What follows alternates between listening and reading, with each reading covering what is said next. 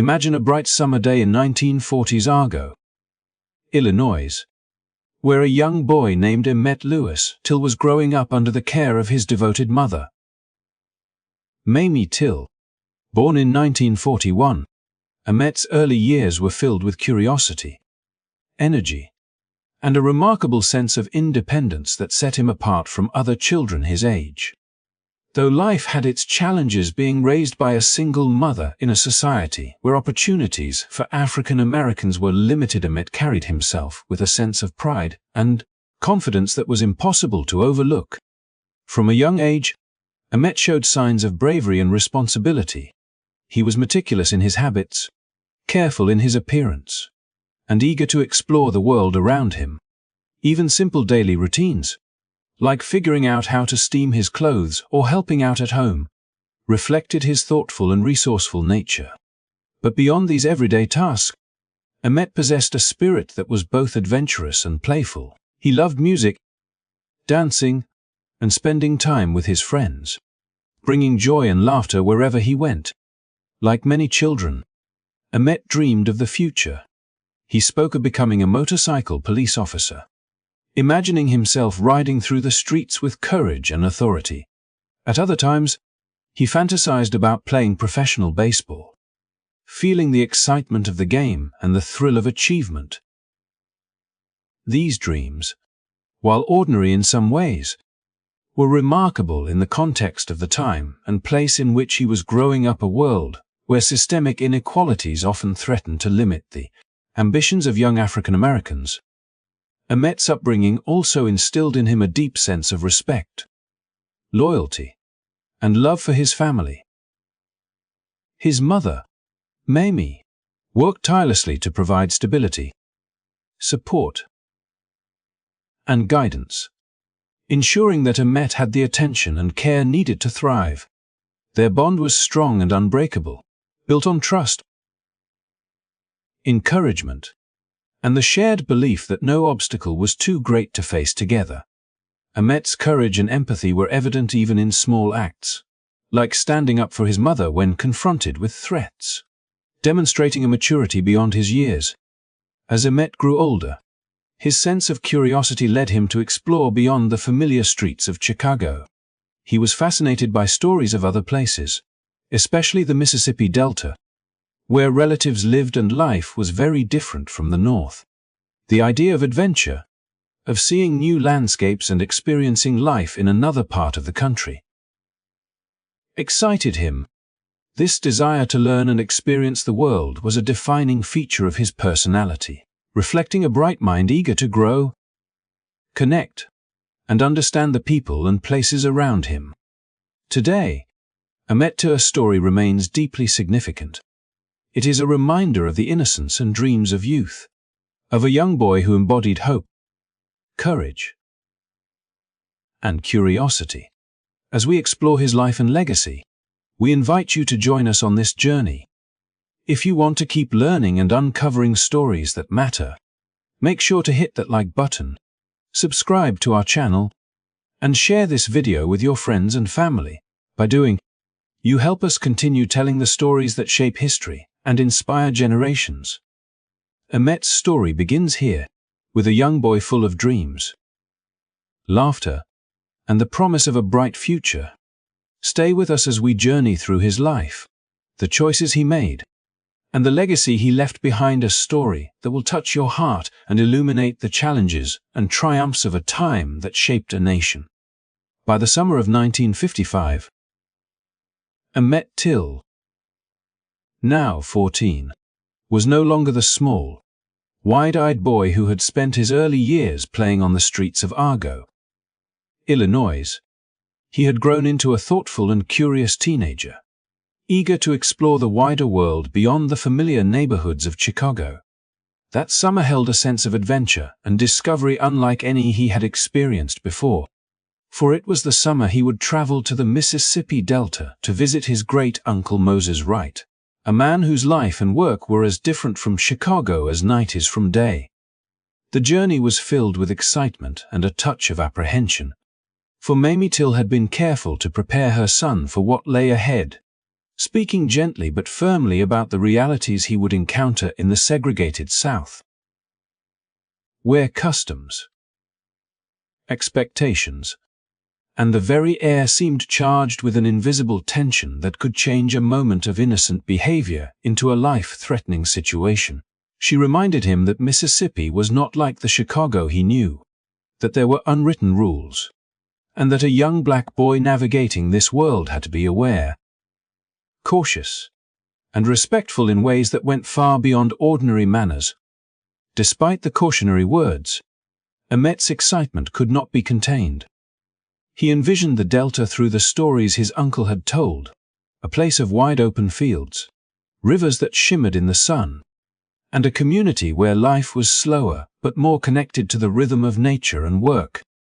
The Delta was a place where cotton fields stretched for miles, where men labored from dawn until dusk, and where the landscape itself seemed to hold centuries of history in its soil. Emmett imagined meeting his cousins, exploring the creeks and dusty roads, and experiencing firsthand the small-town life his great-uncle described. He was intrigued by the idea of seeing how his relatives lived, how they worked, and how their days unfolded in a world so different from the city streets of Chicago, yet intrinsically tied to the history of his people. The train ride to Mississippi was long and hot, with the rhythmic clatter of wheels against tracks blending with the chatter and laughter of other passengers, some of whom were heading home for summer, others simply traveling for work or visits. Emmett watched the landscape change through the window, the industrial cityscapes of Chicago gradually giving way to forests, rivers, and expanses of farmland, a visual cue that he was moving into a world that operated under a different set of rules, both seen and unseen. Every mile carried a mixture of anticipation and unease, for even as a curious and confident young boy, he understood that he was entering a place where his skin, his age, and even his innocence could attract scrutiny or danger.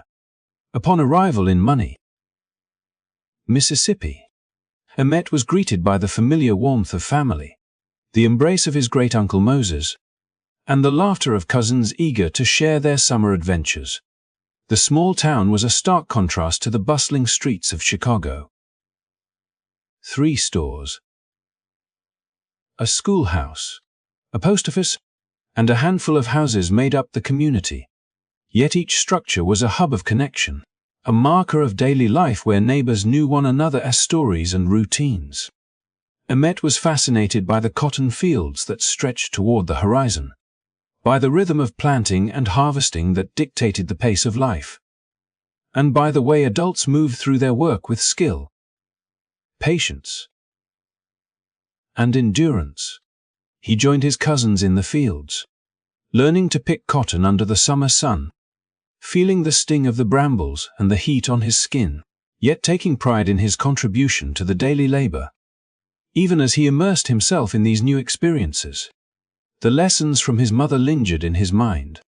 Every interaction with white residents, every glance or word exchanged, had the potential to carry consequences far beyond what he had ever imagined.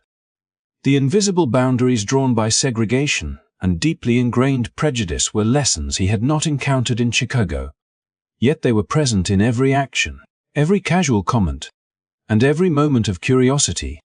Emmett approached each day with a mix of respect and natural boldness, his awareness sharpened by his mother's warnings, yet his youthful spirit insisting that he explore, ask questions, and engage with the world around him. In the evenings, as the sun dipped low over the horizon, Emmett would sit with his cousins and great-uncle, listening to stories of the Delta, of its history, its struggles, and the resilience of the people who lived there. The stories painted a vivid picture of a community bound by both hardship and kinship, where the legacy of past generations shaped every field, road, and conversation. Emmett's curiosity was insatiable. He asked questions about the land, about the people, and about the subtle rules that governed behavior in ways he was only beginning to understand. Each response added depth to his understanding, revealing that life in Mississippi demanded a careful balance of respect, courage, and awareness, a lesson his mother had tried to instill, now coming to life in ways he could not have anticipated. The summer days were filled with work, play, and the simple joys of family connection. But underlying each moment was the shadow of a society rigidly structured by racial hierarchy. The Delta's beauty and vitality were inseparable from the tensions and dangers that defined it. And Emmett, though young, began to sense that even small actions could carry weighty consequences. Yet his spirit remained unbroken. He laughed. He learned. He ran through the fields. And he marveled at the world around him, unaware that his curiosity and innocence would soon collide with forces beyond his control. In that summer of 1955, Emmett Till experienced a world both captivating and perilous. A place that would change the course of his life and leave an indelible mark on history, teaching lessons about courage, family, and the harsh realities of the society in which he lived. As Emmett Till settled into life in money, Mississippi, the days passed with a mixture of work in the cotton fields, laughter with cousins, and the quiet rhythm of small-town life. Yet beneath the surface of these seemingly ordinary summer days lay a world governed by rules far different from anything he had known in Chicago. The lessons his mother had imparted were never far from his mind, cautioning him that even the simplest actions could carry unforeseen consequences in a place where color dictated one's position in society, and where the expectations of white residents could determine safety or danger. Despite this awareness, Emmett's natural curiosity and youthful confidence guided him through his interactions, leading him toward experiences that would unknowingly place him at the center of a story that the nation would never forget. It was on one of these warm August afternoons that Emmett and a group of cousins decided to stop at Bryant's Grocery and Meat Market, a small store that had become a familiar point of gathering for the local youth. The air was heavy with the scent of summer, cotton, and the dusty roads of the Delta, and the boys, tired from the labor of the fields, were eager for a brief respite and a small treat. Inside the store, Carolyn Bryant stood behind the counter, attending to the few customers who had come in that day. Emmett, playful and confident in his approach, spoke casually to her, his words meant as innocent conversation but soon becoming, in the eyes of some, a violation of the rigid social boundaries enforced by Jim Crow laws. It is said that he may have complimented her, called her baby, or simply greeted her in a way that, in another world or another time, would have been seen as harmless. Yet in Mississippi, in 1955, such an interaction was enough to ignite fear, suspicion, and anger rooted in decades of systemic racial control. The story of what occurred in that small store has been told and retold over the years, with details shifting and accounts varying depending on the perspective of the narrator. Some claimed that Emmett had whistled or made advances that were deemed improper, while others insisted that he had done nothing more than speak kindly or playfully. This uncertainty, however, did not diminish the weight of the event in the context of the town's deeply ingrained racial codes. In a community where social order was rigidly maintained and the expectations of white residents were strictly enforced, even a gesture of friendliness from a young black boy toward a white woman could be interpreted as a challenge to authority, a transgression of invisible yet powerful rules, and a provocation that demanded a response. For Emmett, it was a moment of youthful innocence, a natural expression of confidence and curiosity. Yet the perception of those around him transformed a casual encounter into an event with life-altering consequences. The interplay between intent and interpretation in this story underscores the harsh realities of segregation in the American South, where the boundaries between safety and danger were often invisible and yet strictly enforced. It was a world in which the innocence of a child could be mistaken for defiance, and where the simple act of speaking across those boundaries could be construed as a serious offense. Emmett's presence in the store, his words, his laughter, and his confidence were all filtered through the lens of a society steeped in racial tension, prejudice, and fear, amplifying a moment that should have been ordinary into one that would have devastating repercussions. Outside the store, Emmett's cousins watched, unsure of how the small interaction would be received, aware only vaguely of the invisible rules their young companion had just navigated.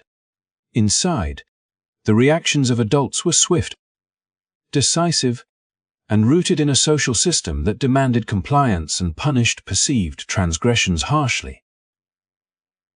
The incident, though brief, set in motion a series of events that would escalate with alarming speed, moving from whispered conversations and shocked glances to threats and ultimately to acts of unimaginable violence. In that moment, the weight of history pressed down on the simple actions of a boy whose intentions were innocent, but whose identity placed him at the center of a deeply entrenched social hierarchy. As the hours passed, the consequences of that small interaction became increasingly clear. Reports of Emmett's behavior, whether accurate or exaggerated, spread through the town like wildfire, interpreted through the lens of fear and prejudice. The rigid enforcement of racial norms demanded a response. And soon, those who felt their authority or social position threatened took matters into their own hands. What had begun as a brief conversation inside a small grocery store transformed into a chain of events that would mark the history of the nation, exposing the fragility of justice, the cruelty embedded in systemic racism, and the vulnerability of a young boy simply living his life. Emmett's encounter with Carolyn Bryant, seemingly minor in isolation, serves as a stark illustration of the pervasive power of social and racial codes in the segregated South, showing how the smallest gestures could carry enormous consequences. It is a moment that highlights the collision between innocence and a society structured to enforce inequality, a story that resonates far beyond the walls of a small store in Money, Mississippi. In the days that followed, this encounter would catalyze events that shook the nation, demonstrating how a single interaction, when interpreted through the lens of fear and prejudice, could change the course of a young life and ignite awareness, outrage, and a movement that sought to confront the injustices of the time. Through this lens, Emmett Till's story is not only one of tragedy, but also a reflection on the fragility of innocence in a society rigidly divided by race, and a reminder of the ways in which seemingly ordinary moments can carry extraordinary consequences. It is a story that asks us to consider the human impact of social structures, the weight of perception, and the courage it takes to navigate a world where the rules are invisible yet uncompromising, and where a young boy's words could set in motion a history that would be remembered for generations. The summer heat of 1955 in Money, Mississippi, hung heavy over the small town, a pressure that seemed to weigh even more upon the fragile sense of safety for a young boy like Emmett Till, who had arrived with curiosity in his eyes and a spirit untouched by the pervasive fear that gripped so many around him. The brief encounter at Bryant's grocery, innocent in his intentions but misinterpreted through the rigid lens of Jim Crow laws, had sparked a reaction that would soon shatter the sense of security he had maintained since leaving Chicago. What followed was a sequence of events so violent, so incomprehensible, that it would ripple far beyond the borders of Mississippi, shocking a nation and leaving an indelible mark on history. Emmett, unaware of the danger, remained a teenager filled with wonder, excitement, and the same sense of adventure that had carried him on the train south, never imagining that his life would be abruptly and brutally taken. In the early hours of August 28, 1950, two men, Roy Bryant and Wu Milam, arrived at the home of Emmett's great-uncle, their intentions driven by anger, prejudice, and a twisted sense of retribution for what they believed had occurred inside the small store. The men were armed, their purpose unyielding, and the tension in the night air mirrored the tension that had built within the segregated town for decades, a tension born of fear, resentment, and rigidly enforced racial hierarchies. They forced their way into the home, confronting the household with a menace that left no room for negotiation, demanding that Emmett come with them. In that moment, a young boy's innocence collided with a brutal reality, a reality shaped not by the choices of his own actions, but by the deep-rooted systems of prejudice and violence that had long governed life in the Delta. Emmett was taken from the home, his confusion and fear growing with each step. As he realized the severity of the situation, the men subjected him to violence in a way that was both calculated and cruel, a reflection of a society that had long taught that certain lives were less valuable, less protected, and less worthy of empathy or justice. They beat him, inflicted injuries that disfigured his young body, and demonstrated a level of brutality that was almost unimaginable, revealing the lengths to which they would go to enforce the rigid social codes of the time. Every blow, every act of cruelty, underscored the danger faced by black children and adults alike in a world where the perception of crossing boundaries, real or imagined, could provoke deadly consequences. The ordeal escalated further as the two men transported Emmett to the banks of the Tallahatchie River, carrying with them the weight of both the boy and the historical oppression that framed their actions. The river, calm and indifferent to the events unfolding on its banks, became the final stage for a tragedy that would shock the nation.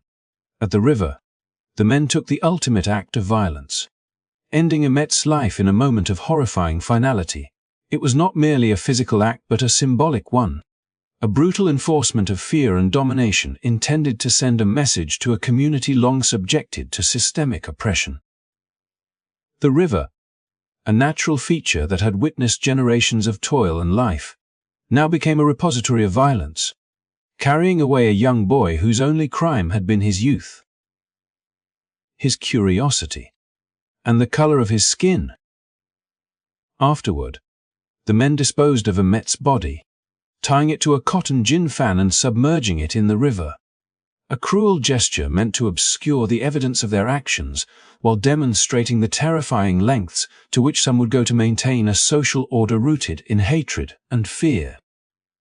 The town, small and tightly knit, could not entirely conceal the horror of what had occurred. Yet the prevailing social norms and the expectation of silence allowed the crime to unfold within a context where accountability was uncertain. The impact of this act was immediate and profound, leaving the community reeling and planting the seeds of outrage that would eventually grow into a larger movement for justice.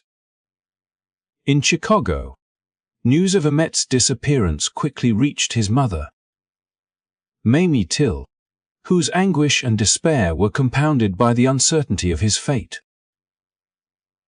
She understood, perhaps more deeply than anyone, the precariousness of her son's situation in a world where prejudice could turn deadly so swiftly.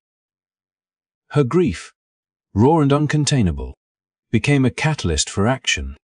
Her insistence on an open casket funeral a courageous choice that would force the world to confront the consequences of racial violence in a way that photographs and media reports could capture and disseminate. The images of Emmett's mutilated body, seen by tens of thousands in magazines and newspapers, revealed the full horror of the crime and ignited an outpouring of national and international attention. The story of that night in August was not merely an account of individual cruelty, but a reflection of a broader system that allowed, and in some ways encouraged, such violence. Emmett's murder exposed the fragility of legal protection for African Americans in the South, the vulnerability of young black lives to arbitrary enforcement of social codes, and the devastating consequences of deeply ingrained prejudice.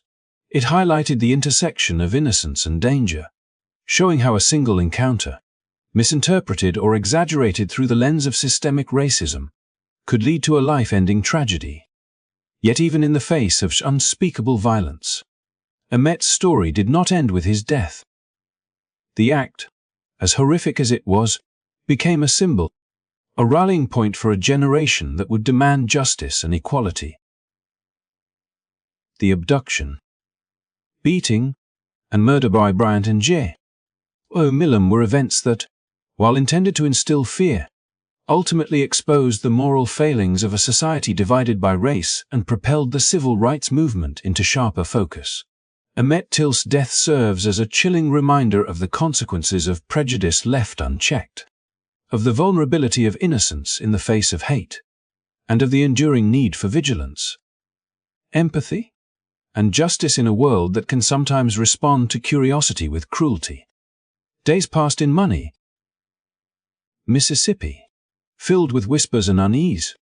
As the disappearance of Emmett Till became impossible to ignore, his great-uncle, Moses Wright, tormented by guilt and fear, had reported what had happened that terrible night, but few expected justice or even acknowledgement in a place where silence was both a shield and a prison. The Tallahatchie River, winding quietly through the delta, carried with it a dreadful secret, one that would soon surface and shatter the illusion that such acts could remain hidden.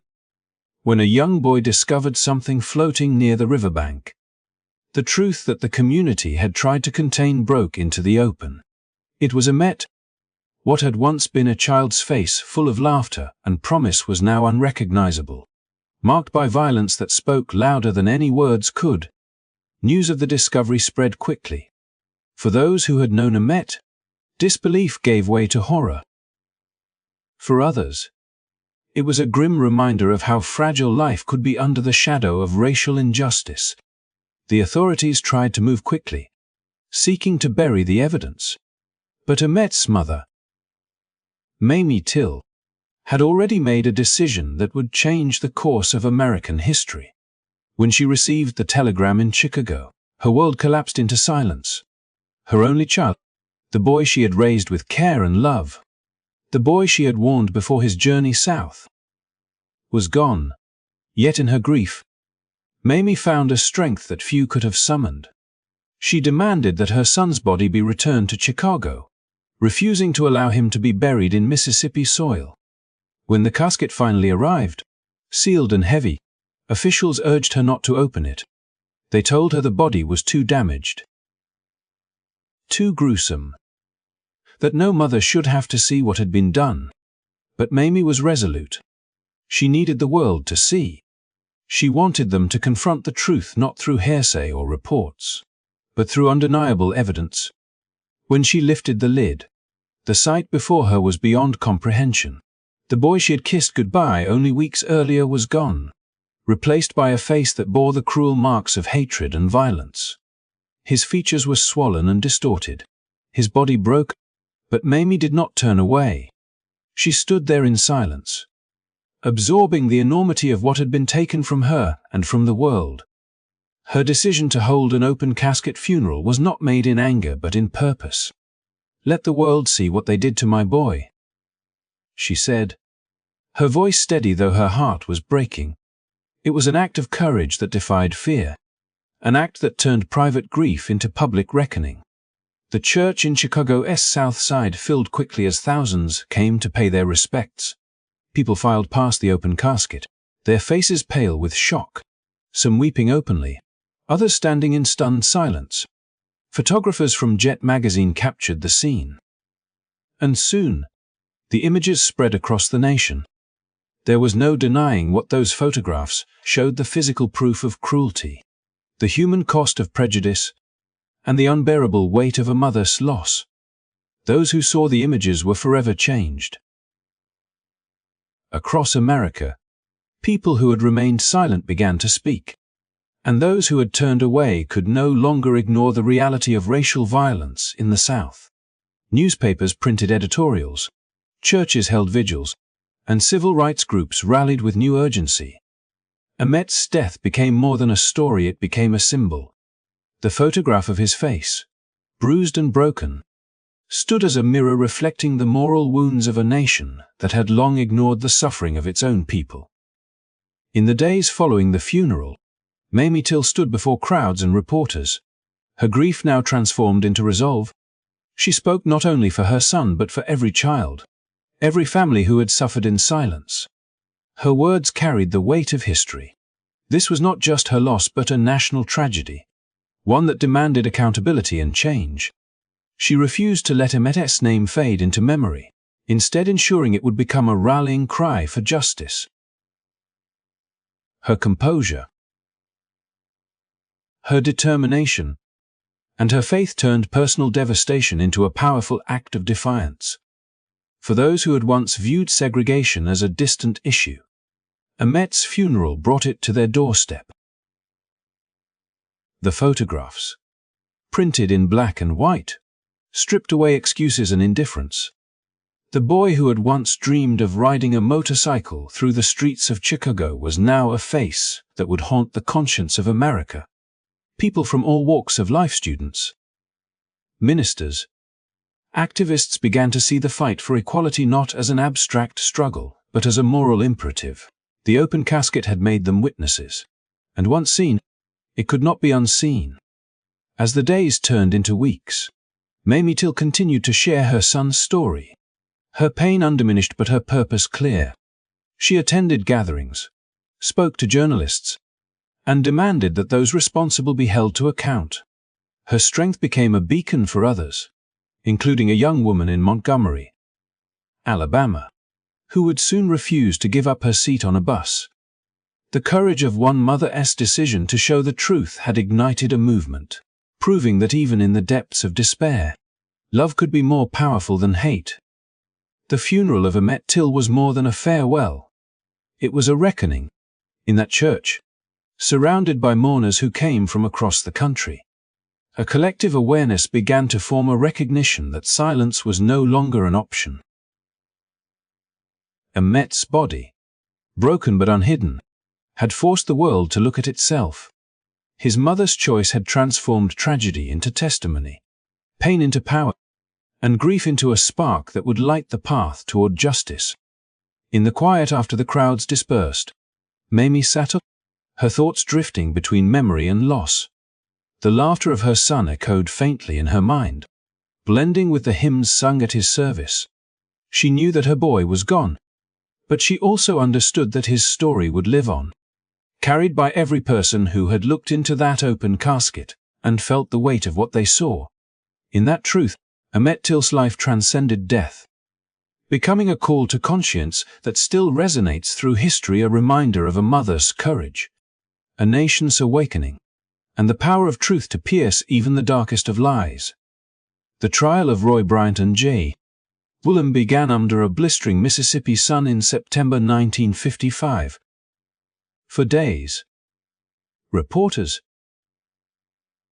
photographers, and curious onlookers flooded the small town of Sumner, turning the courthouse into a stage upon which the nation's conscience would soon be tested. The men on trial stood accused of taking the life of a 14-year-old boy, yet they appeared confident, even relaxed, as if the outcome was already decided. The courtroom itself reflected the time's segregated seating, white men filling the jury box, and a defense team that seemed more focused on protecting the way of life in the Deep South than on seeking the truth. Mamie Till, dressed in black and carrying the quiet strength of a mother who had already endured the unimaginable, traveled from Chicago to attend the proceedings. She was surrounded by journalists from across the country, as well as civil rights activists who understood that this trial was more than just about Emmett. It was about whether America could face its own reflection. When she took the stand, her voice trembled but did not break. She identified a ring found on her son's finger, engraved with his father's initials, proof of the unbroken link between them and undeniable evidence that the body in the Tallahatchie River was indeed her boy. The courtroom fell into a heavy silence as her words filled the air. The defense, on the other hand, sought to paint a different picture. They argued that the body found in the river was too decomposed to be identified, suggesting that Emmett might still be alive somewhere. Witnesses were brought in to claim they had seen him afterward, free and smiling, as if the entire story had been fabricated by outsiders trying to stir trouble. Their strategy relied on doubt and on the deep-seated prejudice that ruled the South like an invisible law. Reporters noted how the jury, composed entirely of white men, listened with arms folded and faces unreadable.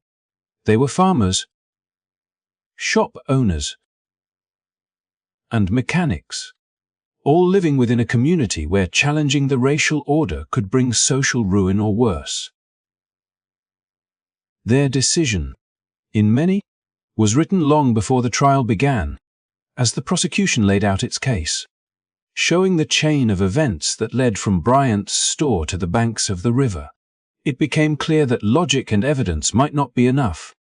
Outside the courthouse, the world was watching. Newspapers from New York to Paris printed stories about the trial. Northern audiences were horrified by the brutality of the crime and the courage of Mamie Till, who had dared to show the world her son's destroyed face. Yet in Mississippi, many locals defended the accused, insisting that the incident was exaggerated or that outsiders were meddling in their affairs.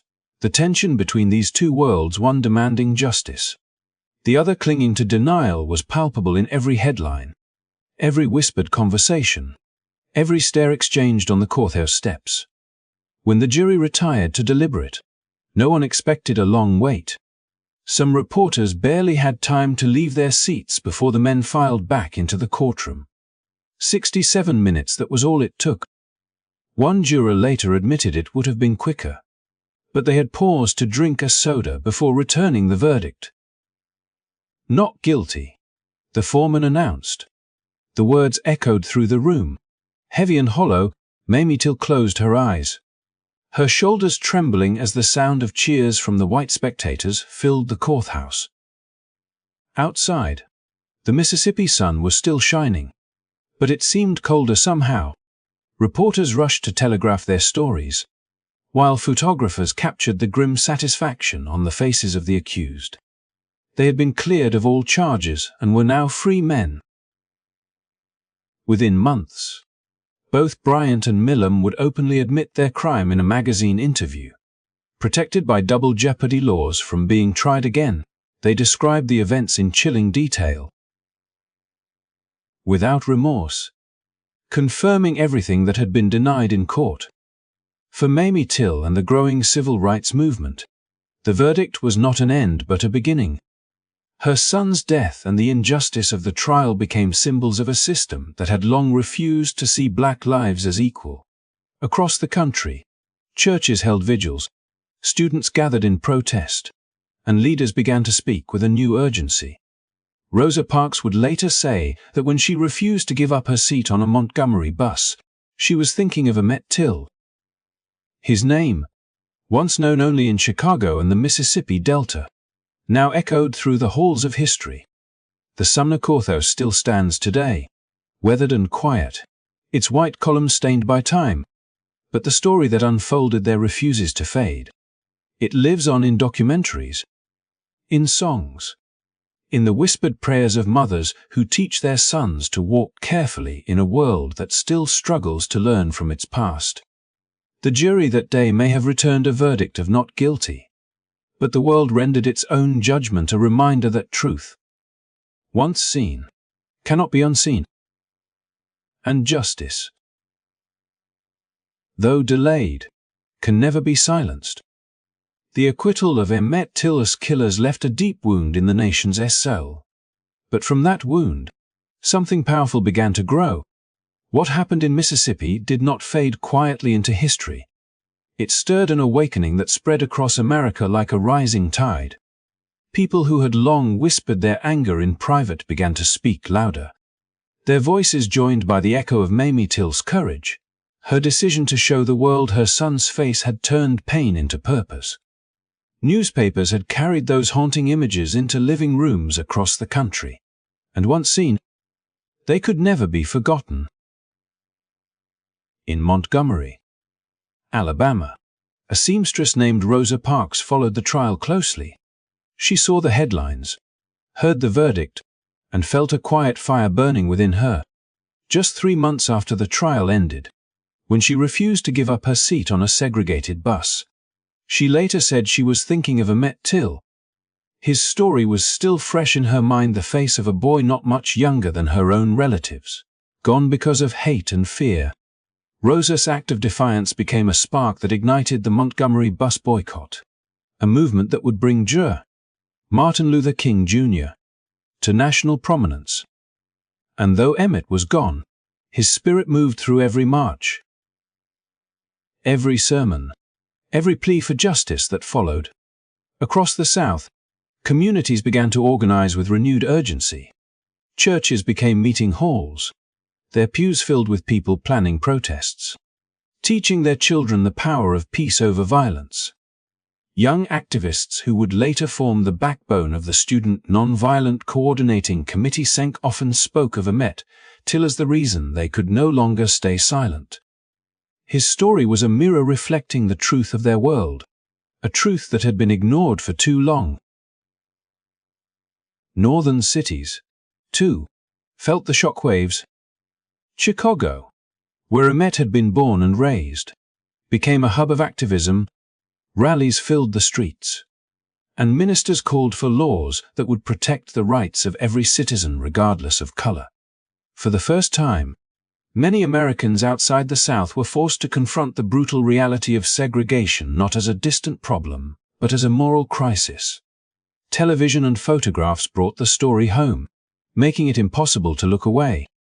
Mamie Till became more than a grieving mother, she became a symbol of strength and dignity. She traveled the country speaking about her son, telling audiences that his death must not be in vain. Each time she spoke, her calm voice carried a message that transcended grief. "If you think about it," she once said, "what happens to one of us happens to all of us." Her words resonated deeply with people of every background, planting seeds of empathy that would later blossom into solidarity.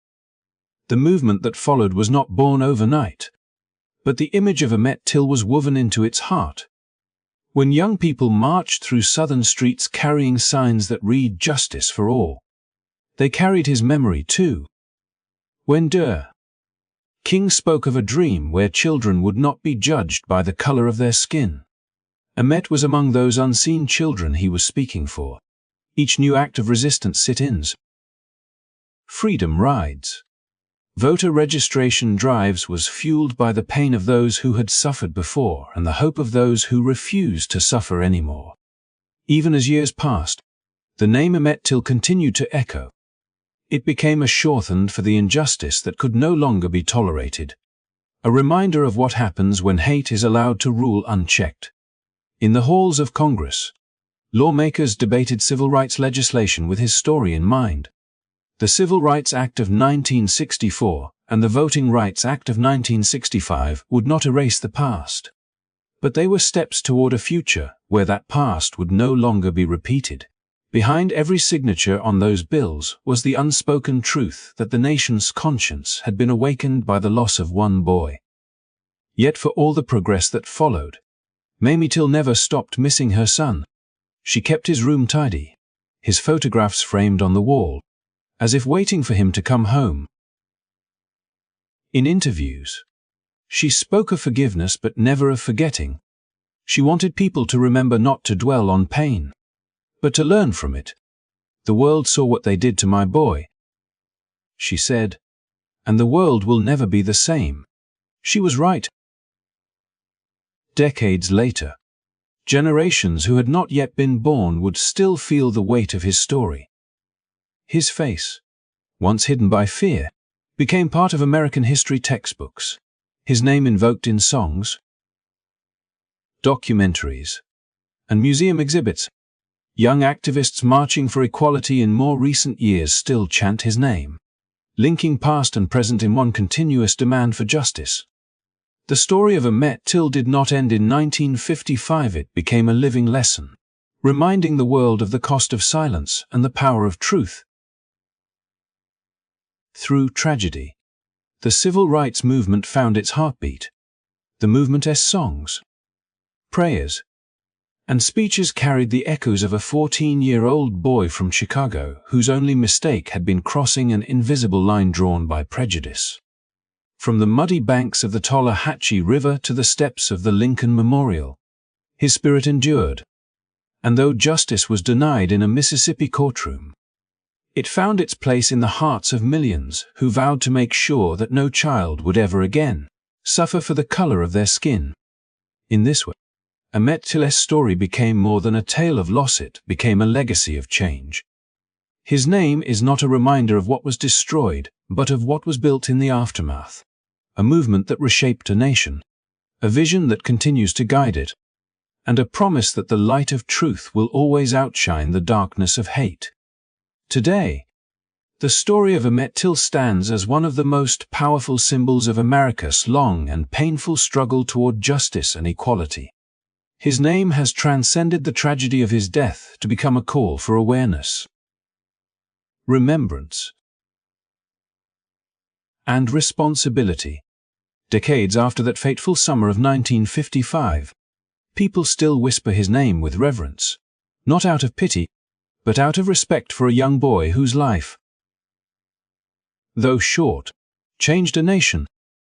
At the Smithsonian's National Museum of African American History and Culture, visitors move quietly past a glass display that holds Emmett Till's original casket.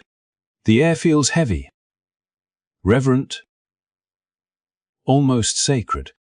Many stand in silence, reflecting on what that simple wooden box represents: not only the loss of one child, but the countless unnamed lives marked by injustice throughout history. It is more than an artifact. It is a testimony to truth, to courage, and to a mother's unbreakable will to make the world face what it had long tried to ignore. Mamie Till-Mobley never stopped speaking her son's name.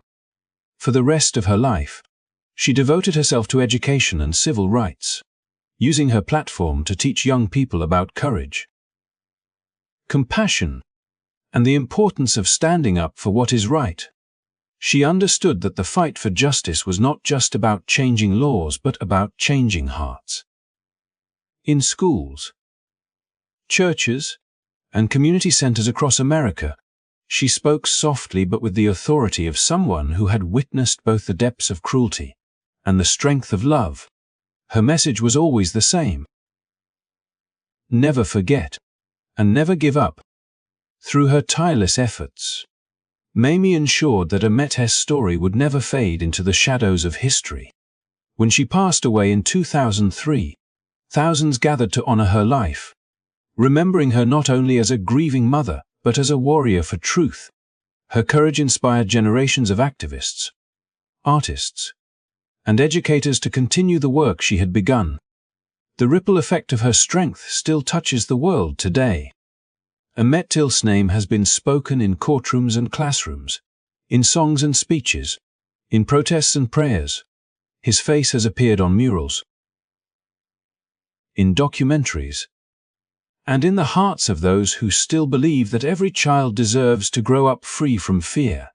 In 2022, President Joe Biden signed the Emmett Till Anti-Lynching Act, finally making lynching a federal hate crime, a piece of legislation that many had fought for over a century to pass. It was a long overdue recognition that what happened to Emmett was not just a family's tragedy, but a nation's failure. And yet, through remembrance, hope endures. Every visitor who stands before Emmett's casket, every student who reads about him in school, and every person who hears his story becomes part of his legacy. They carry forward the lesson that silence can be as dangerous as hate, and that justice, though delayed, can still find its way through the cracks of time. His story reminds us that change begins with awareness. It begins when people dare to look, to listen, and to speak. It begins when the pain of the past is not hidden but acknowledged. The courage of Mamie Till and the legacy of her son continue to inspire movements for equality around the world, from civil rights marches in the 1960s to today's ongoing struggles for human dignity and social justice. Emmett Till was just 14 years old, an age when dreams should be about the future, not cut short by fear. Yet in his short life, he became a bridge between generations, a symbol of the power that truth holds when one voice refuses to be silenced. His life teaches us that even in moments of deep sorrow, the human spirit can rise, transforming grief into a force for good. So as we look back on his story, let it not only move us but also guide us. Let it remind us that our voices matter, our actions matter, and that each of us has the power to shape the kind of world Emmett deserved to grow up in, a world where kindness triumphs over cruelty, and understanding replaces prejudice. Thank you for watching and for taking the time to remember Emmett Till's story. If his journey has touched your heart, please consider liking this video, subscribing to the channel, and sharing it so that his legacy continues to reach new generations. Every view, every share, every voice keeps his memory alive, and together, we can make sure his story continues to light the path toward justice, empathy, and hope for all.